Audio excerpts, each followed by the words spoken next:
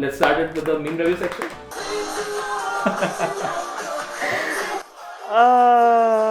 Yes.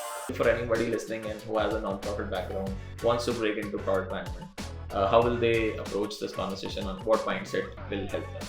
Employers are looking for candidates who've done the exact same work in their previous companies. Is definitely much more competitive now. What I would encourage people who are considering. So now we're going to have a mock interview. Yeah. Okay. Michelle is going to interview my friend Kevin. Tell me about a time when you realized you needed a deeper level of subject matter expertise to do your job well. There's a story about when I needed to dive deeper in subject matters. I want to know what is your most important and hard-earned product lesson. There's so many. Okay. You just discovered that your brand new feature is universally hated. What do you do first?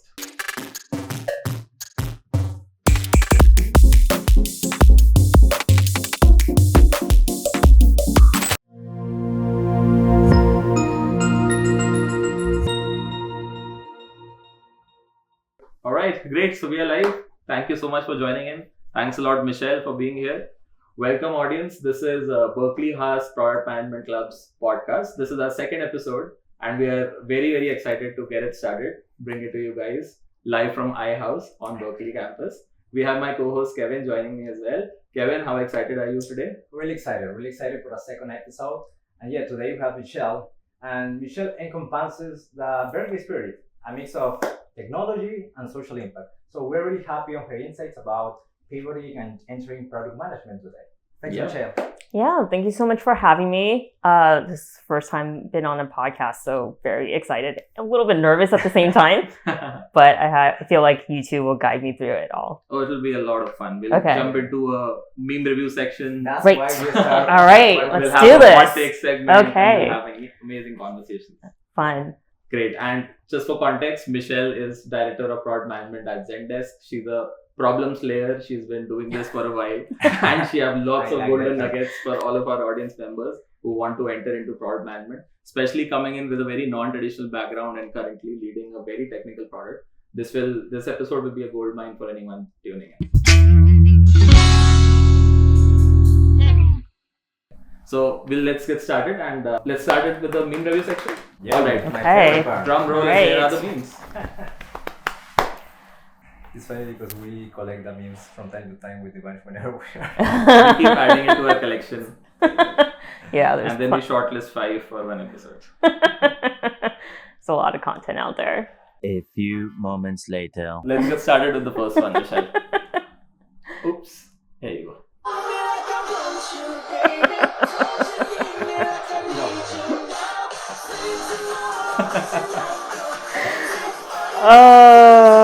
Yes. Does this look familiar to you, Michelle? Oh yeah. Fake it till you make it. Source of all energy. It's like the main character of Inside Out. Yeah. Joy. I love that. I love that meme because I feel like it kind of like takes me back where all the other pandas that are like not looking at the dancing panda, those are like my engineers, or sometimes my other PMs are just like, just stop, Michelle. No. It's tough sometimes, like as a PM through the product development lifecycle, you're gonna hit these bumps in the road where like the project's veering off course, there's a lot of scope creep, or maybe things are just getting much harder to build than you initially anticipated. And you've got to bring in that energy, that rah, even if you're not always feeling it yourself. So that's probably how we look quite a few times during Zoom calls. Now I'm feeling really self-conscious. I'm like, oof, okay, got to tone it down a little bit. Pitching for your idea, manifesting it, making it happen. Yes. Putting the energy out there. With the head bob and all, yes. Amazing. Just a good question. So have you ever felt like, putting all the energy during the day and then coming back to your home and, like... Oh, yeah. It doesn't even wait till when I'm back at home. We're a remote first company, so we have the luxury of working from, in this case, my kitchen a lot. So it's like after a Zoom meeting, sometimes you're just like, And then you've got like 10 seconds, and then you jump into another Zoom call where you start the head bob again. Yeah. One battle at a time. One battle at a time, exactly. Let's get into another one. What is this?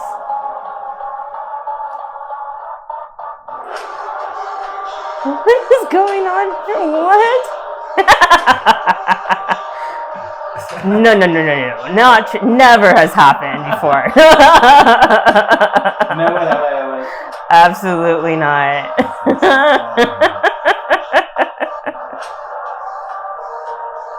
How do you handle the resources, the workload of a developer, Michelle?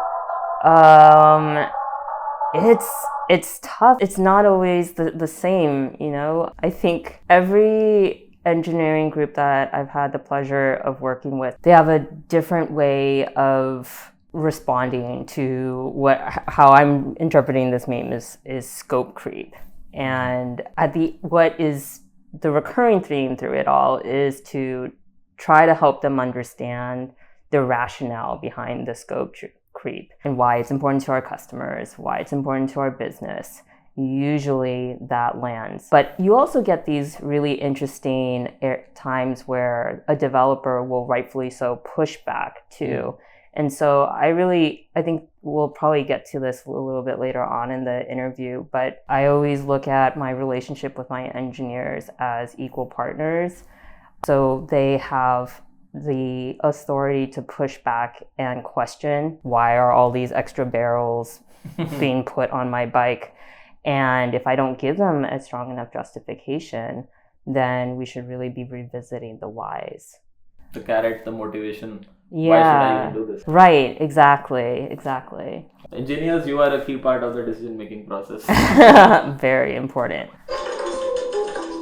Okay, now this is an overstretch, but what do you think about this?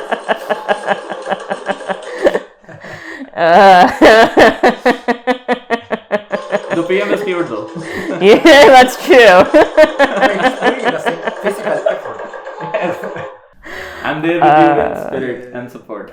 Yeah, I think there's a lot of truth in this meme, as comedic it is. Look, at the end of the day, like, our engineers are the ones who build, manage, and help scale our products. Good product managers are engaged throughout that entire journey. So hopefully, you know, the right way, to me, like a healthy engineering and product partnership would show both people cutting the onion, or at least the product manager helping, you know, like, wet the sweat off the engineer's tears, helping make it cutting ready. Exactly. Get the knife sharpened, perhaps. Yes. Actually, that's a perfect way to describe it. We work as a team, but I understand where the meme is trying to get at. I mean, a lot of it's really easy to write product requirements, much harder to actually translate that an actual thing that not only your customers will use and enjoy, but durability is a huge part of building good quality products. And engineers work so hard behind the scenes to help realize that. So I appreciate the onion cutting. Thank you to all my engineers who've done it. Those tears are well earned. Yeah.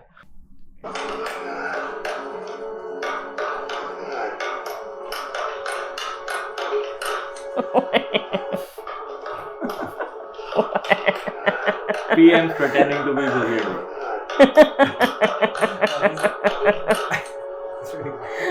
I mean, he's strategic about it.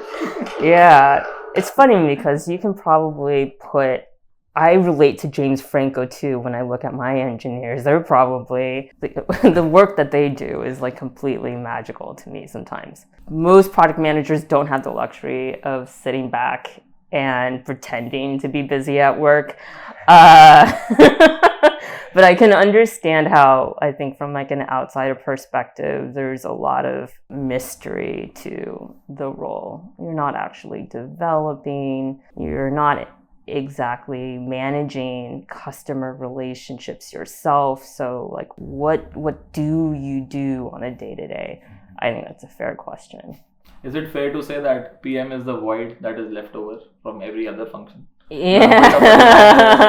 Bit of a customer, bit of everything that's not a domain expertise in your. It's kind of that, yeah. I think in past interviews, I've described product management as being like a coalition builder. And what I mean by that is like a product manager, I think, connects the dots to a lot of different stakeholder groups within a company and try to really understand what those stakeholder interests are as it pertains to your product area and it pertains to your customers, and then you try to make sense of it. So you're not like a master of any one thing, but you're collecting a lot of information from different sets of people, trying to organize it in a constructive way, and then building. What I mean by coalition builders is actually like bringing people to the table to see what shared objectives they have, and then have that reflected in the product itself. So you're like a connective tissue. Yeah. Let's say if it's a body, the developer might be the brain, but the heart, which keeps pumping, takes data from here and there, Touché. PIDs from here and there. Yeah, I like the making it happen. Yes. Very interesting. And those are good analogies, huh? And the final one. I want to thank me for believing in me. I want to thank me for doing all this hard work. What? I want to thank me for having no days off. I want to thank me for Oh. Self-gratitude. Yes. Self-love. Yes. I want to thank me for trying to That's how you prep for another battle, another Zoom meeting. The Snoop Dogg would not survive as a product manager. I'm sure product managers like that exist, and I guess I personally don't identify with that ethos if it isn't apparent already. Like, I really do think a lot of times, like, I am only as good as the partners that I build within a company and the relationships I have. So when a product release, if it's successful, it's really important to celebrate the people who help contribute to it. If it's not successful, then yeah, like play this, because the product manager ultimately is accountable for it. So you have to take responsibility. I think that's the only time where I would say, like, yes, Snoop Dogg got it right. Is when like a product release didn't go as expected, and that's where I would expect a good product leader to step up and take ownership. I will take this opportunity. One more question, because your background is so unique, coming in from transitioning from non-profit world to the tech world, and that's also fits in this candidate role fit kind of an equation. Yeah. So because you broke into this world from that angle, for anybody listening in who has a non-profit background, wants to break into product management, how will they approach this conversation, on what mindset will help them? Yes. Look, so I think in this day and age, it feels like more and more employers are looking for candidates who've done the exact same work in their previous companies. And that can make it really hard for anybody who hasn't been a product manager who's interested in breaking into the space. If it wasn't a competitive job market 5 years ago, it is definitely much more competitive now. What I would encourage people who are considering, really think about a couple of things. One is, don't let the product management job title discourage you. Really focus on story points that show the qualities of the product sensibility, customer focus, and then where you do have stories that give you anecdotes, how you've worked with technical partners, highlight that. Also, look for employers, or look for particularly startup companies that have people who are open to taking chances on you. So they recognize the capability that you have, that product sensibility. If perhaps you are new to product management, but you understand the industry, you understand the problem space, and you can communicate that, continue to lean on those story points. I know that it's incredibly hard in this day and age to even get to a point Mm-hmm. of an interview if you don't have product management experience before. But don't dismiss yourself or remove yourself from those different opportunities. I think particularly smaller companies are willing to take a chance on somebody who has that product management potential. So I would highly, that's how I got my start. There's perhaps other ways to break into product management, but I found that fast and true that a lot of startups will recognize and want to grow the talent. Yeah. Awesome. And as a first year MBA, most of what I have seen, like coming from the non-profit world, it's about demonstrated interest. That's where I've seen some traction. Like if you can do a summer internship before your MBA starts, or even when you are doing your MBA, can you build some prototypes? Now there are so many tools out there. In $20 per month, you can take a screenshot of a product and propose features into that, which is completely functional. So there's a lot of room to show demonstrated interest. And I see that is something that recruiters generally appreciate as well. They'll be having to have a conversation at that level with you. When you know the problem, like you rightly said, you know the industry, you know what works, what doesn't work. Yeah, exactly. When I was working at TwoMogul, which is where I made the pivot into product management, I started off at the company with a very different job function. I was working in business development, so focused more on building strategic partnerships with a lot of our vendors in Europe and Canada. I wish I could claim that I did this strategically, but I naturally started to gravitate towards projects that brought me closer to engineers. And when I was seeing opportunities on how we could build out our partnerships with our European and Canadian vendors, I was excited to translate that into the actual product itself. So it was that interest in it that allowed me to build a better rapport with the different engineers in our company. And so when it came time, when an opportunity arose to actually pivot into product management, I had some of the story points already there. I had relationships with engineers who were comfortable in saying like, yes, I'm comfortable in working with Michelle already. I trust her, even though she might have a transition period learning about the mechanics of product management. We're willing to work with her as a partner because we trust her. Awesome. Oh, absolutely. I really like the part when you said about finding a person that is willing to bet on you.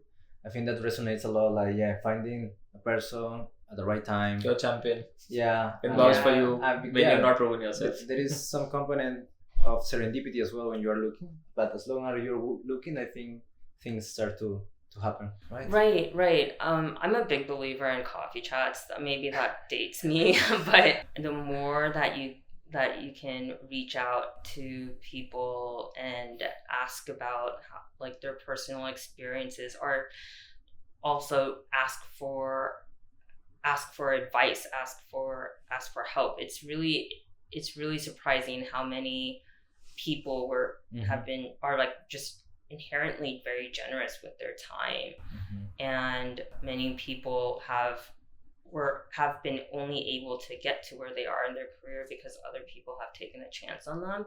I think in my case with product management, I wouldn't be where I was at if I didn't have good champions who sometimes believed in me more than I believed in myself. Awesome. Sweet. Wonderful. Thanks for sharing. That's pretty insightful, Michelle. Moving forward with the interview, also we want to interiorize this mindset of feedback of PMs. Okay. And we would like you to propose to do for us a mock behavioral interview. All right. So about and also imagine that we are applying for a PM position at Zendesk, and also we would like your feedback on how you would evaluate us. Okay. On that matter. Is that okay for you? Yeah. Yes. We are happy to be in the spotlight for a while. Yeah. Getting nervous with a dry throat. Real-time reactions.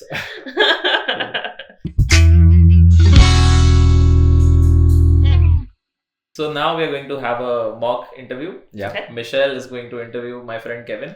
Kevin, don't be nervous. You're prepared for it. You have really done well in your interview this week. This is just another one. So let's get started. Okay, All right. real time reactions. Let's go for it. Okay, it's the first time I'm being interviewed like live or almost live. On camera. Putting it out in the world. Yeah, if interviews weren't hard enough already, right? That's right. Awesome, but I'm ready, Michelle. Okay, well, Kevin, really excited to be interviewing you today. We'll start off with our first question. Tell me about a time when you realized you needed a deeper level of subject matter expertise to do your job well. What did you do about it? What was the outcome? And in retrospect, would you have done anything differently? Awesome. No, that's a great question. Subject matter expertise. So yeah, there's a story about when I needed to dive deeper in subject matter expertise in tech. So to give you more context about it, it was a time when I launched a new digital product that required the customers to upload their tax information to be approved. The first product in Peru. So I was previously a product associate managing financial products for consumer and SMB banking. There were a lot of clients, micro businesses that didn't have access to many of the loans because they lacked credit history. So there was a huge problem there because this happened after 2 years after COVID. These micro businesses were growing a lot, because the economy was going better. But sadly, we weren't able to give them loans because they lacked credit history, and we were Peru's largest bank. So it was a huge problem because customers were frustrated, and we were also leaving money on the table. And some competitors like fintech started to appear to attend this demand. So my main task was to launch a new product to attend this demand, but at the same time I had to minimize risk, to be specific, default risks, because that's critical in banking. But this was a digital product, and I needed to know deeply about the subject matter expertise on how to do this. I ended up taking 3 actions. So the first thing was finding the right solution for this client. So after I interviewed customers, I found out that even though these customers lack credit history, they were pretty consistent in paying their taxes. So, and that was information that we weren't using in our lending models. So I found it interesting way to dive deeper in that space. So my second step was, I started analyzing historical data, and I analyzed thousands of customers in this micro business segment, like small businesses like mom and pop stores, corner shops, and I found a positive correlation between tax payments and positive payment behavior. So now I have more evidence, but causation is not correlation.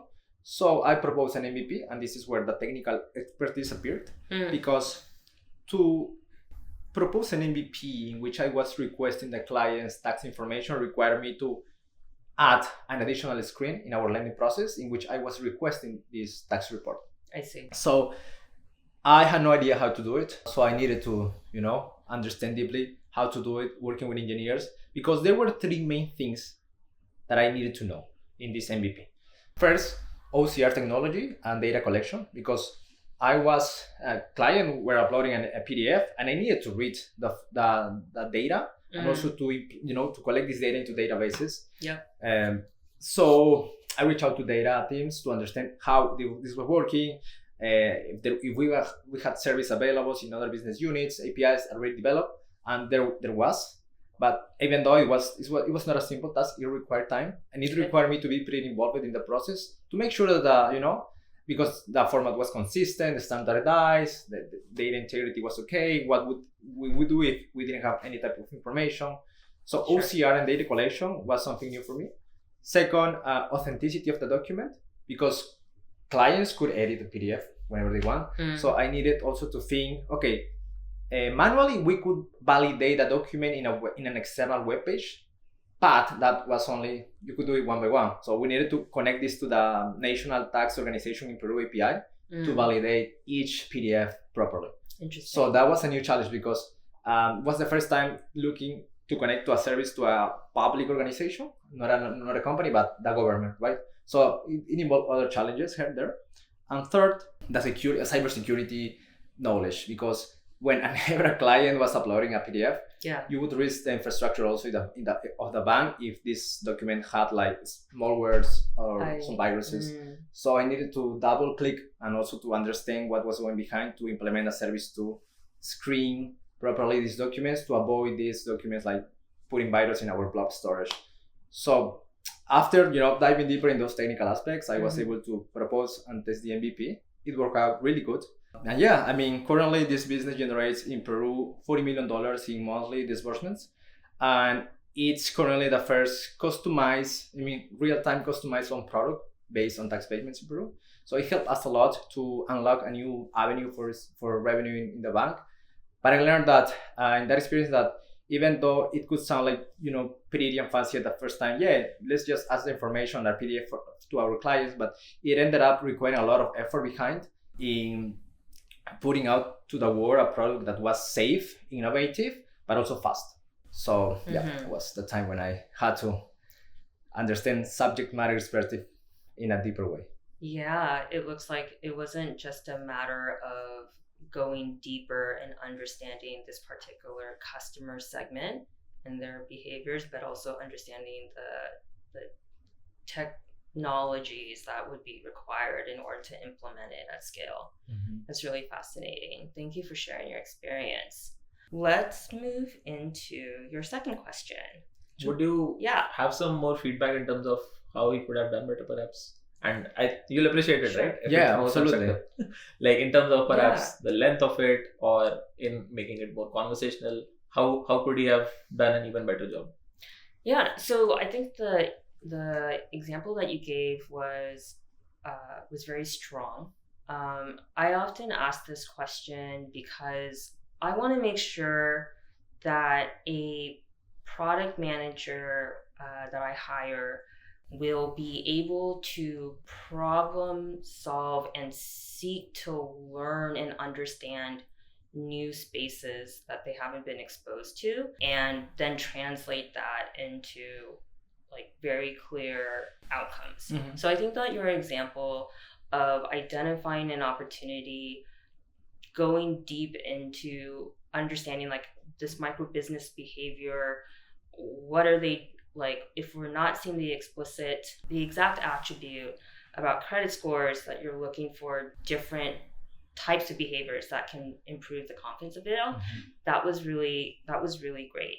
If I had to provide a little bit of feedback, I think focusing on one particular part of the technology and going a little bit deeper into that would have helped shorten the brevity of your response and still delivered the same impact. Like at the end of the day, I felt really confident in your answer, in being able in thinking like, okay, if I were to put Kevin into a new space, he'd be able to problem solve fairly quickly. But didn't have to give me all the details. No, that's wonderful, because I used to frame this question about like problem and solution discovery rather than subject matter expertise. So I think that I spent some time in the discovery of the solution and the problem. So probably when it's about like subject matter expertise, I should focus more on the subject matter, topics, because I think that would make the story shorter and more concise, related to the question asked, right? Brevity is always good in interviews. I think to put an icing on the cake, what would be particularly interesting actually is a scenario where everybody has stories about like how a problem has been solved beautifully. But what would be really compelling is actually maybe an example. If you can find an example where a bad outcome resulted because of a lack of understanding in a space, and what you then did as a result to correct it. For perhaps just speaking for myself, like I love that, because I'm a big believer in having the courage to be vulnerable and to admit when you make mistakes, and then also show that recovery too. So your answer is really strong, but if you have an anecdote that shows the pivot, I think that can even be a more memorable story. No, incredible. Storytelling principles. Yeah. Like something broke and I was the hero. No, yeah. and I may tell that I skipped that part because that part happened. Actually, this product, I launched this MVP. Yeah, I mean, it became automated with time, but in the middle of the part, it wasn't working. And I had to hire, temporarily 2 people from our team because they were manually validating the documents, taking care of this was, the data was accurate. So, it didn't happen easily at all. Exactly. Yeah, but showing the stakes that something was bad could have happened. Yeah. And I was able to quantify the risk that I'm taking. Yeah, exactly. I guess anybody who's been in product management knows that the product development lifecycle, it's not a smooth process, right? There are many mistakes that are made along the way, and you're constantly having to pivot or readjust. And so I get during interviews, it's really short on time. You want to present your best self. Yeah. But I personally really value, particularly for candidates who've had product experience before, to celebrate their failures, because I want to be able to have candidates I want to have a team who is comfortable also in admitting when they've done something wrong, and then are able to show me how they're working on correcting the situation. Because more often than not, something will inevitably not work out. And so again, it's not the matter of how do you improve the success rate or avoidance of failure, but how do you manage through that failure? Awesome. No, thanks for this. So it's probably about being concise, but also managing the ups and downs of any story. Yeah. Awesome. Great. Wonderful. Very nice. Devansh, you're now in the hot seat. Yes, Michelle, go for it. So Devansh, tell me about a time you made a hard decision to sacrifice, I love this question, to sacrifice short-term gain for something that would create long-term value for the business. The outcome, and kind of similar to the first question, knowing what you know now, would you have done anything differently? Yes, great question. I will talk about, again, at the same company that is not to be named, but to be found in my LinkedIn profile. So I was working with that company, and we had a member, which is a drone company from America. They had very successfully deployed drones for healthcare supply chains in Africa, and they wanted our help to enter the Indian market. Okay. And as a strategy consultant for the India office, my job was to help them navigate the different stakeholders, the regulatory landscape, to figure out if it's a good business opportunity for them. So we didn't have a precedence for this project. This was Asia's first drone delivery project. The scenario was that you can't carry any payload on a drone. It's illegal to do it. So we had to set up a regulatory kind of a test box. So we partnered with a proactive government and set up a pilot. Okay. One particular route was identified to pilot delivery of medical emergency supplies from a hospital to a last mile healthcare delivery center. Sure. We flew some 300 deliveries. We showed the promise that it meets regulatory safety criteria, it meets medical criteria, and everything is success. We have tested all edge cases. And as a result, we were now seeking that this pilot should be converted into something substantial, a paid contract for our partner perhaps, who was working in Africa earlier, and they have already proven on the ground with data that the technology is safe and useful. Okay. But while this decision was happening, it was taking a while. A short win, to address the question, the short win would have been to focus on this contract conversion. That's the more short term and narrow way to think about it. But because we were doing all this, we had context that in a city, it didn't make sense. Adding a drone when there is good road infrastructure, it's not high ROI intuitively. Okay. But if you could shift the same project and apply it in, let's say, Himalayas, which has lots of broken supply chains. Roads are not available 4 months out of a year because of landslides, snowfall, rain, anything. So there the ROI is much higher, and for an emergency response system, the potential to save lives is also much higher. So it would have been a high risk and high reward bet to go to Himalayas, abandoning this short-term tussle of winning one contract where it might not be as useful as well. So it seems a short win, but it's harder to win. At the same time, if you can prove the same model works in a harder terrain like Himalayas, then it could translate to a larger contract. And that's exactly what happened. So while these two tests were happening parallelly, I helped set up a similar pilot in Himalayas, completely different challenges, weather scenarios, foggy weather, sensors don't work, risk mitigation has to be reinvented for Himalayas. So when we proved the pilot there, by the time this pilot had failed, like this didn't convert into a full-time contract, Wow. but thankfully we had this long-term bet going on in Himalayas, and that converted to a full-time contract. And now there were 4 different regions in Himalayas, 24 primary healthcare centers, which are being served by the medical drone delivery system. It is saving roughly 50 lives every month. It's the most impactful project that I've done. And it's an example of prioritizing long-term wins in a very strategic way compared to focusing on winning just one deal on the short win. Yep. So yeah, that's how I made the trade-off, and successfully it paid off. It could have gone wrong. Then we would have it piloted somewhere else. We'll keep making pilots happen so that we can test the value of something at a very low cost. And one of those bets would have paid off. What a fantastic response. Again, like, I mean, just incredible to hear all the positive impact that project has had. I'm curious, as you were working through the project and you saw the potential for longer term, higher impact, did you face any opposition in the trade-off of investing more in something that felt like a higher gamble versus something that felt like a more certain thing? And then if you did have that opposition, how did you navigate that? Yes, that's a great question. That's exactly what my manager asked. So my manager is India head of this agency, and he was already, this took a long time because the policy was not there. So we are changing policies. We are facing multiple battles on multiple fronts, and I wanted to open another front that is hard to justify. So I was really grateful for 2 things. One, there was a government champion in Himalayas who resonated with the potential of the technology. So I was batting for this idea, but more so the government officer was batting for this idea that I need this drone to augment my current broken supply chain. There are people dying, there's medicine stockouts happening, healthcare centers are not functioning the way they're supposed to. I'm facing embarrassment and I see the potential. I've seen it in Africa. It will work. So that kind of confidence from a champion in an unknown environment is really helpful to build confidence of your manager. And secondly, he also sees that something might go wrong, and if all our bets are in one place, we should ideally diversify it. And there should be a story of why you're diversifying it to point A, why not point B.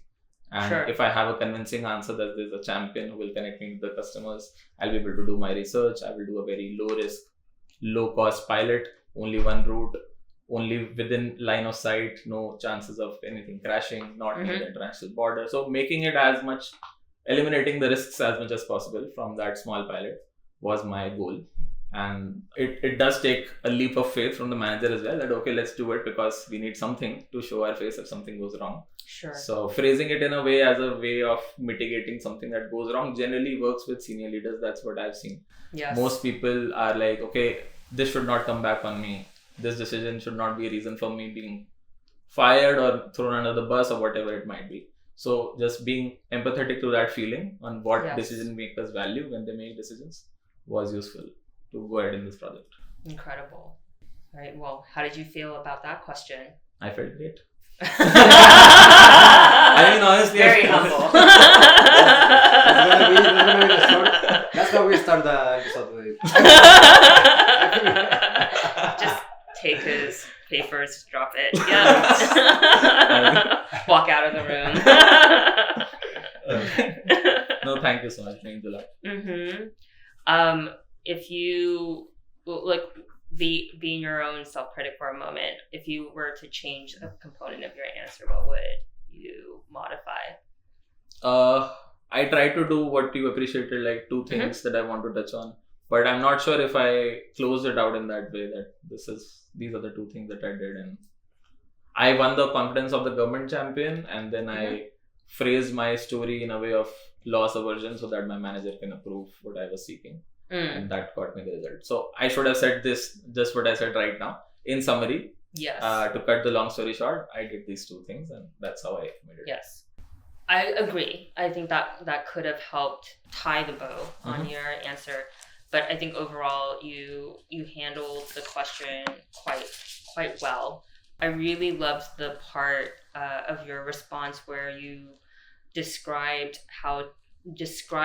what you did to put yourself in the shoes of the decision makers, and how that informed the way that you sold your new proposal. I think with product managers, it's funny to say this, but especially as you get more senior, you move up the product management organizational ladder, you become a salesperson as much as you are a builder and like all the other components that you were more familiar with as a product manager.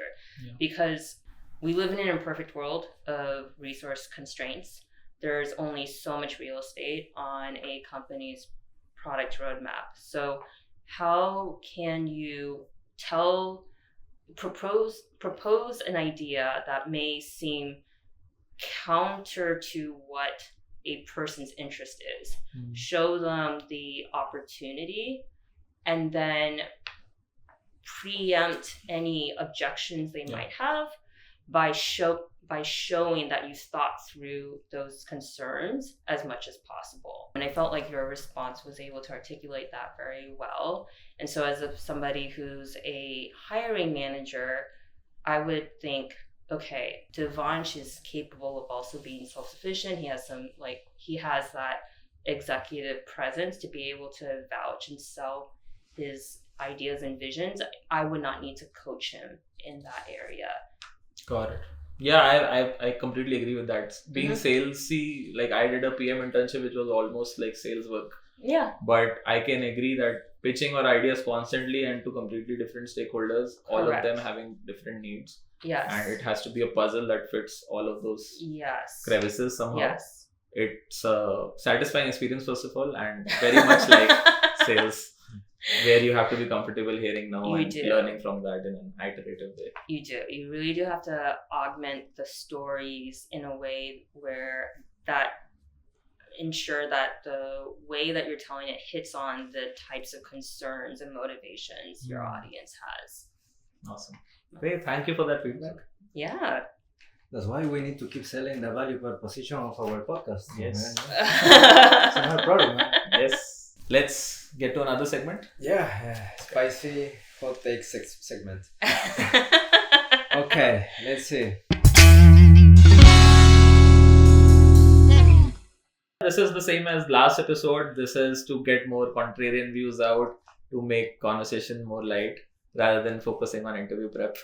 And we have got spicy individuals, Indian and Peruvian, to amp up the spice in this segment. Man, that's a good point. Ceviche is spicy also. Yes. We got that component like yes. but in our DNA. So let's do it. So Michelle. There's no recovery from this. Let's go. A few moments later. Let's follow with our hot take segment. So I have a question for you, Michelle. So there's this belief that PM owns the what and why and engineers own the how. What do you think about it? This is a spicy one. So I think that sort of paradigm holds I mostly believe that it's true. Product managers, we go out and understand what the business and customer needs are. We try to conceptualize how that translates into a product experience.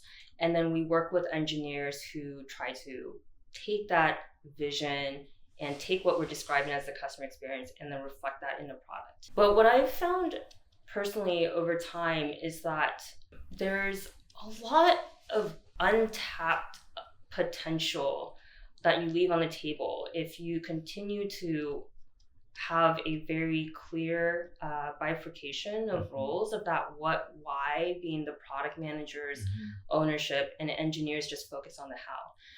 I actually, through my own personal experience, have found that a lot of engineers have an amazing understanding of the product and customer needs.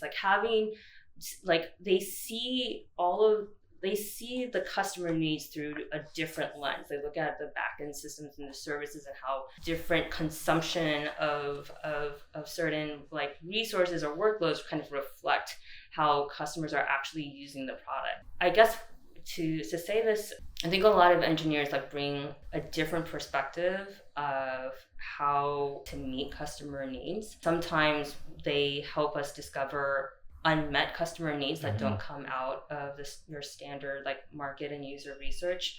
Sometimes they can help you think about how to solve the same problem a little bit more efficiently, which in my opinion is really important as a product leader. I want to make sure that we're building something in the most efficient way and that it's durable. So not only are we building it in a way that's going to continue to be reliant, secure, performant over time, but also we're doing it in a way that is smart in the product economics. So the way that we design services will incur certain types of infrastructure costs.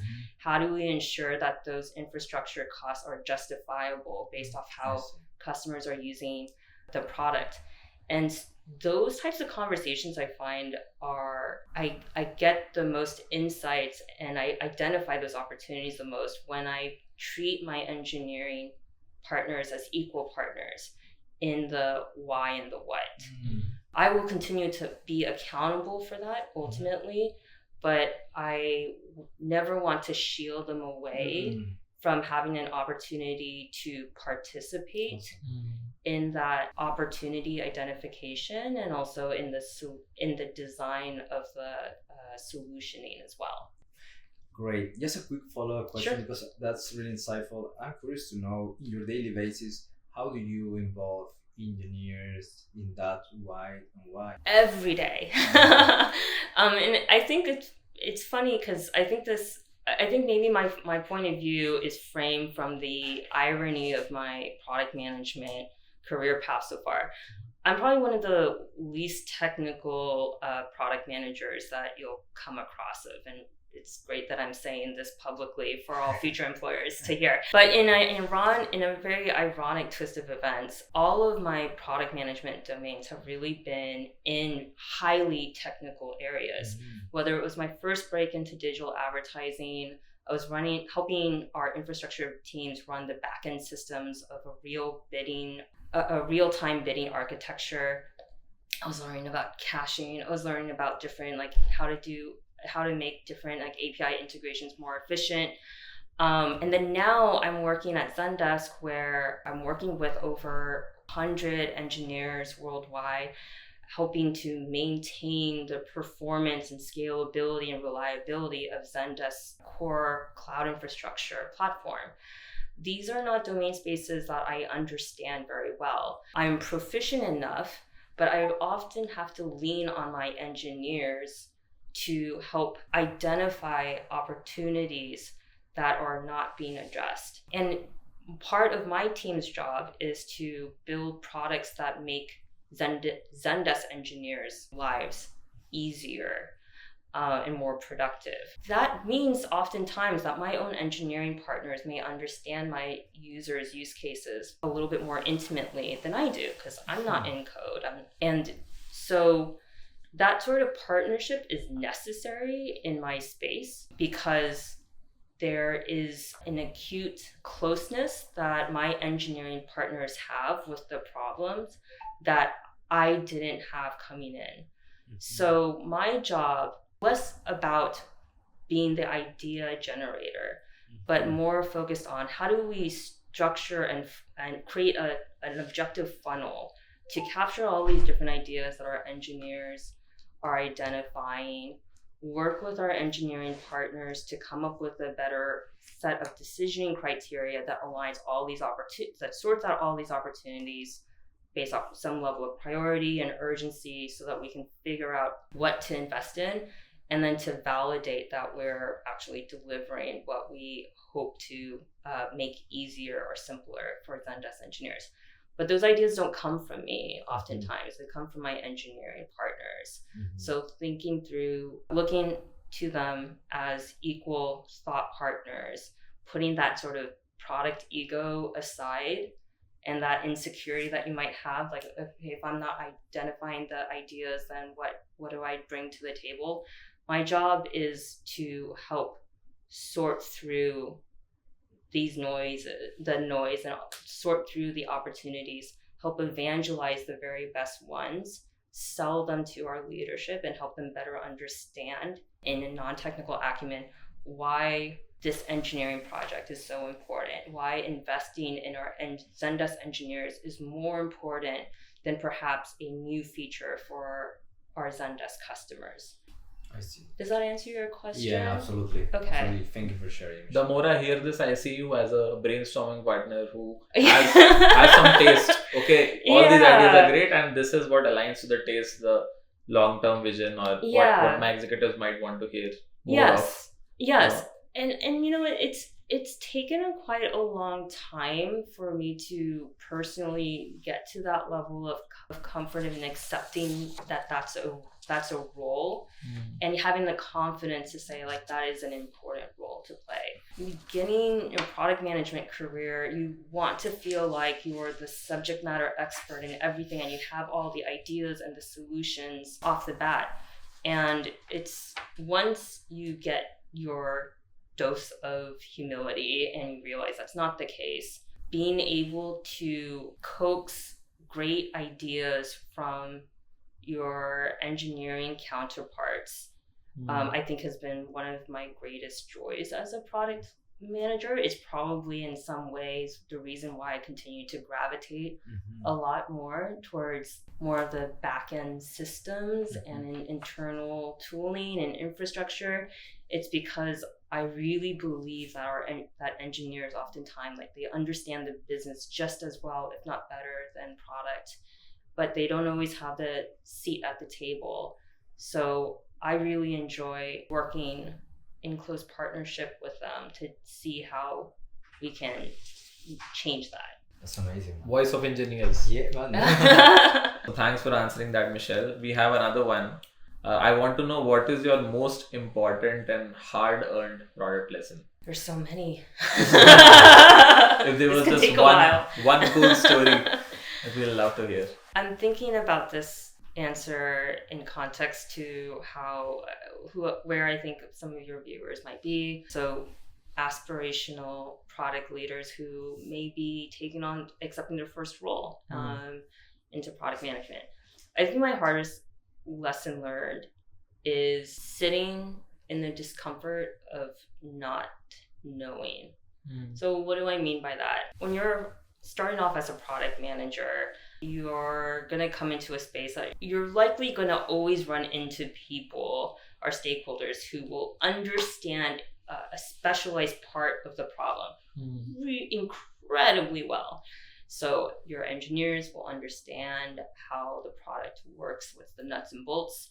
You'll have your sales and account managers who are intimately close to your customers. It just came from a QBR. They have all this detail about what the customer likes or dislikes about your product. And then you have other types of stakeholders, like whether it's your legal and privacy team who's tracking regulatory trends that you might have to factor into the way that you're building product solutions. So you're never going to be the smartest you will not know everything as well as any of the partners that you'll need to engage with to build out high quality products.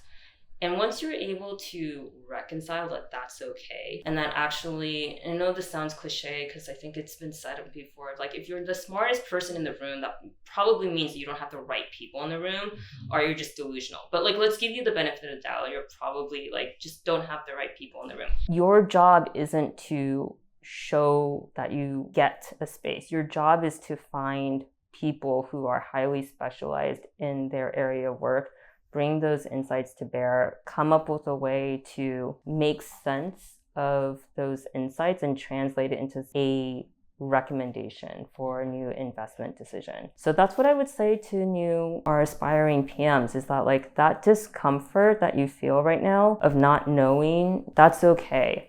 Actually get used to that, because if you are doing your job well and you're building the right relationships with the stakeholders, you're actually that's going to continue to be a feeling that stays with you throughout product management. Actually, as you move up in the management track and you become a product people manager, you are a product leader, you actually become even more and more removed from the product space itself. And that means like you know even less than you were capable, than you knew before, and your scope is much better. So you have to be okay with that, and you have to trust your team and trust the stakeholders, and just be okay with not knowing everything, but being confident in how you're synthesizing the things that you are getting from your partners. Got it. So embracing the bigger picture and being a voice which can still make sense of what's going on overall. And Yes. I really like the phrase that you mentioned of recommendations of investment decisions. That's the final output. That's what you're driving towards. Right. But you don't have the means to do it. That's why you have so many people in the room to Yes. help you reach that. Yes. It's not a competition of like to showcase how much you know better. Your goal is to come up with the best recommendation possible for your product. That means seeking out people who are highly knowledgeable about a certain area, and if you're not understanding a problem space very well, instead of shielding yourself away from that, like leaning into that discomfort and then saying like, okay, well, how do I fill in? How do I fill in this knowledge gap that I don't have at the moment? Who should I connect with to level up? I love how this connects with what you also say in the beginning about also, being grateful for the team for what they have provided, because I think I see the connection. Yeah, you start out running a PM, you don't know too much about like many topics, and then your team, the engineers, legal team, compliance, they start helping you. Then things work out, and then there's the gratitude part of it. Thanks to them, you start building a relationship, and that becomes a circle overall. Yes. Being grateful, building this strong relationship to keep knowing more about what they are expert at. Right? Yes. And to quote Dr. Snoop Dogg, last but not the least, I'll thank myself. I'll thank everybody first. But then I'll thank myself.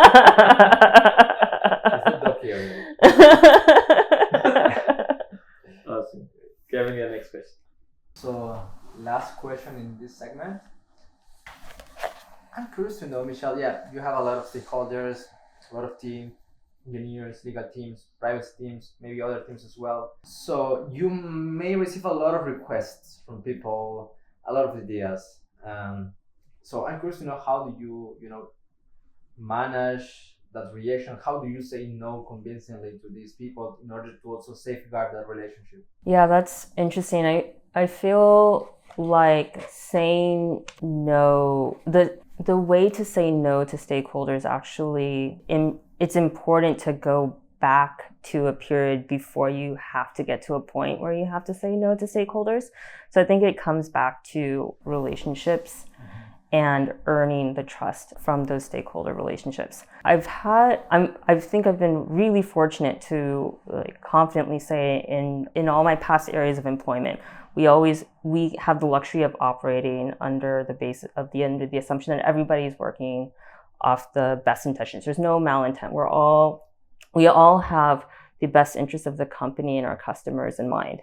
So that's really important, because afterwards it just becomes a matter of understanding if our shared goal is to help our business and increase value for our customers. The areas of disagreements usually falls into the how, like how do we increase the value? And that's a much easier set of conversations to have. So oftentimes saying no to stakeholders comes back to some element of we don't have enough evidence to make an investment in this area yet, or we do have the evidence, but we see more meaningful returns in investment area number 2. And when you've earned the trust of your stakeholders, and you know that each party is coming with good intent to the conversation, you can answer those questions with a bit more objectivity. So saying no is really just more focused on, I don't believe there's enough evidence there. Do you have more to help us that might help change the way that we think about the evaluation are if I'm probably one of those types of product leaders who is very transparent with my partners. So I'm more than happy to share a little bit more about the rationale of how I got to how I qualified the opportunity, why I chose one investment over another, because there could be something that I might have missed. So the no is always like a no, and then you follow it up with a rationale. Because we have the best intention, that shared good intentions, and we have aligned objectives, it just becomes a little bit easier to focus on the fact, our work together to understand like what are the gaps in the business case, or what's the gaps in the way that we're making that evaluation framework. And so it's the no oftentimes it makes those types of activities even stronger and better in future iterations. Awesome. No, I like it. It's I mean, connecting the dots. For especially what I also get from this is for stakeholders, it's important that they also are aware of the what and why you're doing that in order to work together in a how. Sure. Yes. Yes. Yeah, it's a superpower. It seems intimidating. How will I say no to somebody who is going to help me in the future? And it's a craft. I think you keep learning, and you have multiple experience to be at this spot. But senior people generally have gone through more such decisions, have some burnt bridges perhaps, have some reflection opportunities. Yeah. Okay, thanks for sharing. No problem. I think just to add one last point is that I think sometimes the power of being a product manager can be really intoxicating. It's really, I think the short win, going back to short-term gains, long-term gain versus long-term gains, the easy way it's really easy to just say no to a stakeholder and kind of leave it at that. Like you don't have necessarily an explicit obligation to tell your different stakeholders how you arrive to a decision. But what I've found most effective, the best payout is when you invite your stakeholders as part of like a council of, so to speak, informal or formal, so that they can help test the way that you make decisions and how you have evaluated the business cases. And it just makes for a better relationship. You know that they know that you're trying to actively hear them out. You want the best version of their story. And you saying no is not a dismissal of that idea, but it's like a honest calibration based off of what has been presented. Thank you so much. Now we will switch gears. Okay. Get to a more fun section. We'll look at a rapid fire quiz, and we won't give you a lot of time to think on this. Okay. So we'll be quick on our feet. All right. And give our best in this fast-paced session. Actually, we should have a hamper or a gift because I'm putting you on the spot. That'll be good. Good idea. Okay, so I'll run you through for guest speaker number 3, right? Yes, okay. Let's keep improving. All right, so I'll go through these questions. Sure.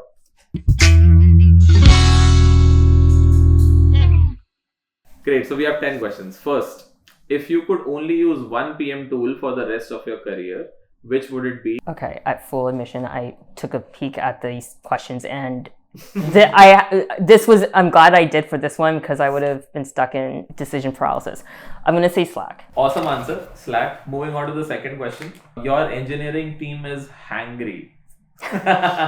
What's your go-to carrot or sticks to keep them motivated? Feed them. No. Feed them now. Uber Eats. We have like sometimes like have a social budget that we use for different moments, and like sometimes just sending like a small gift to your coworkers can make a world of the difference. I would love to receive such gifts. Let's talk user feedback. Okay. You just discovered that your brand new feature is universally hated. What do you do first?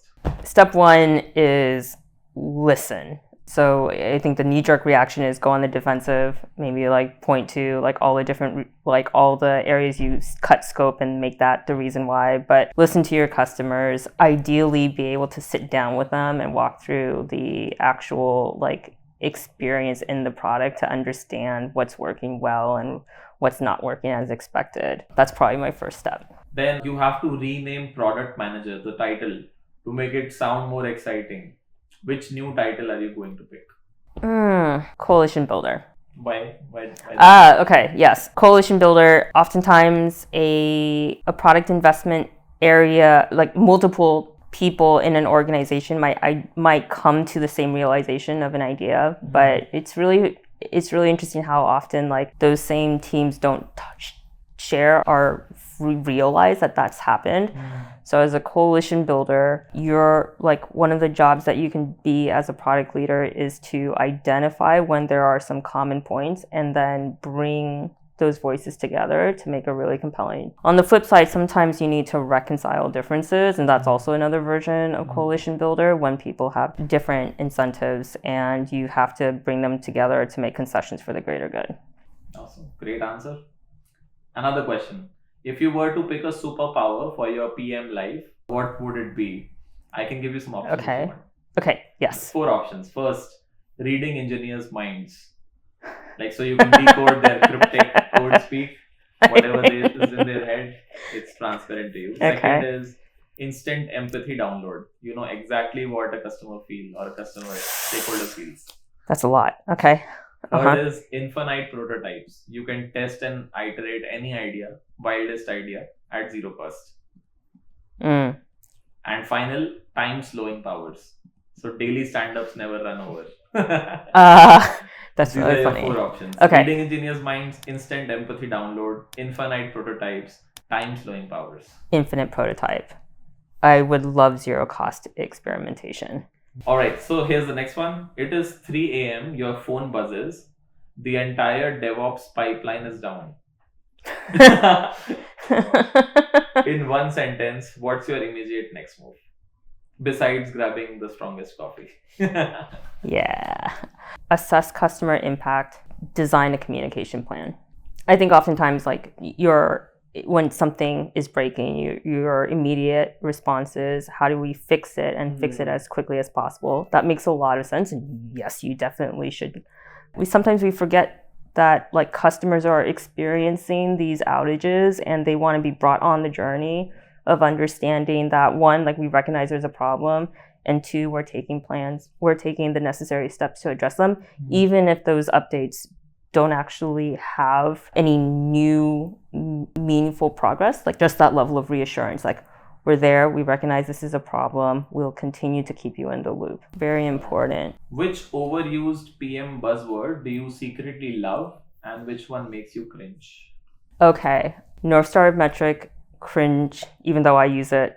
There's just no one metric that you can aspire towards. It's a collection of. One that I secretly love, single source of truth, just throwing that one. Documentation is like one of the most neglected parts of the product development org, and it's baffling how much time it takes for engineers and product managers to find information easily. On your metrics question, just curious, are you a fan of custom metrics that are like weighted averages of multiple metrics? Oh, like composite scores? Yes. I love it. My engineers hate it. I like composite scores because it can tell a story, especially for particular audiences that are not so deep into your space.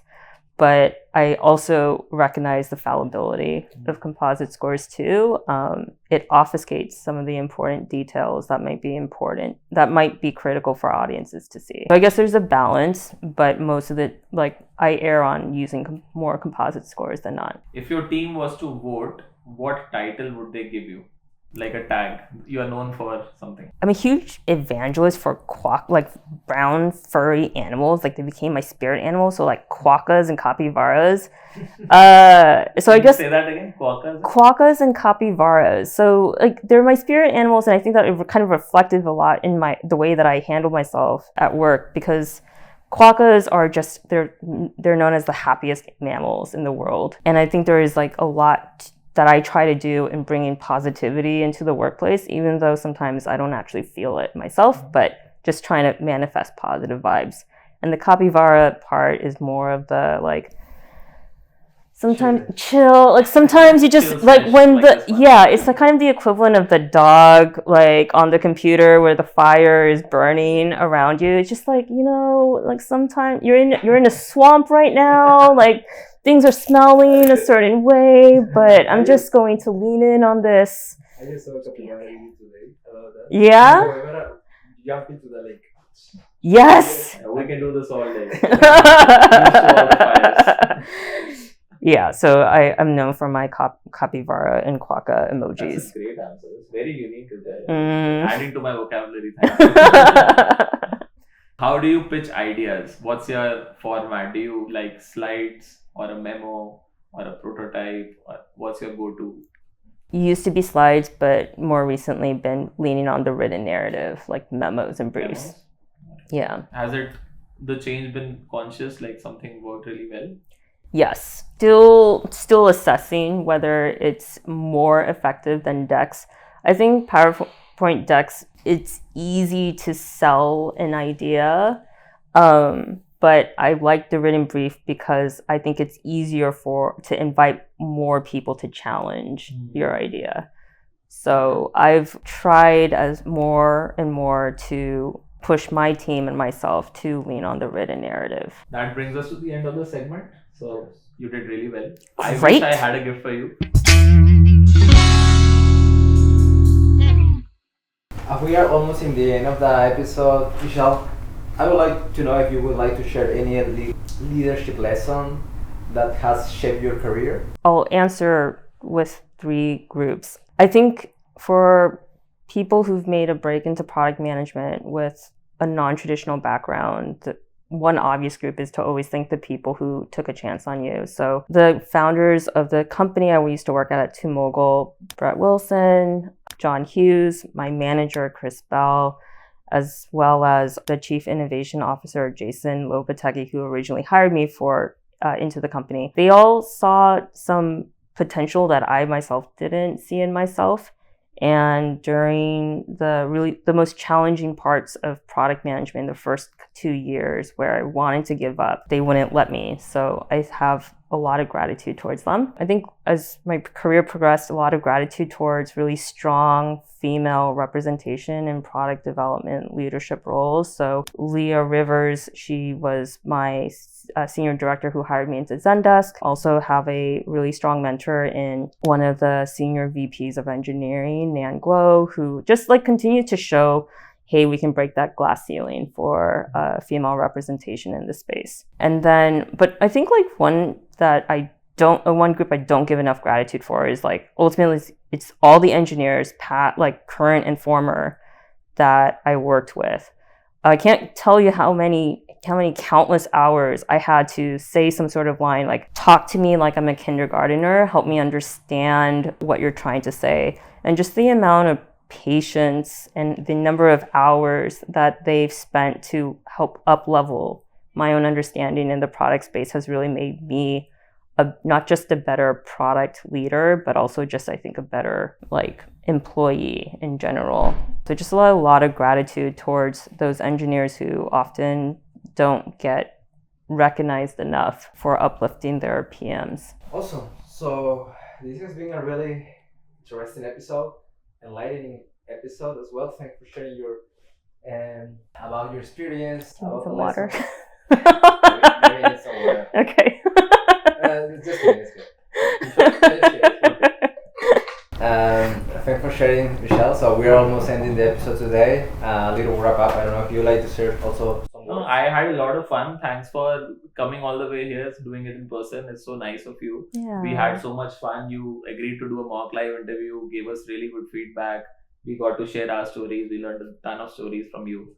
This has been a lot of fun. Thanks a lot for doing Thanks. this. And also just gratitude back. It's just really fun to engage with Haazies who are going through these experiences, and it's really easy sometimes to get really jaded in product management sometimes because there are some really hard days, but interacting with fellow Haazies such as yourselves is really inspiring, and it helps remind all of the speakers you have on your show just how much of a privilege it is to be in this job function. So thank you. My audience will also enjoy this, and your friends will see this, and hopefully they will also come on the podcast. We'll build a whole collaborative community around product management in the Silicon Valley. Thanks a lot for being a part of this. Thank you. It was a pleasure to have you. Thank you. Thank you so much. So well, that's how we end today. Thank you for our viewers also. And stay tuned for the next episode. We have got a lot of exciting stuff going on.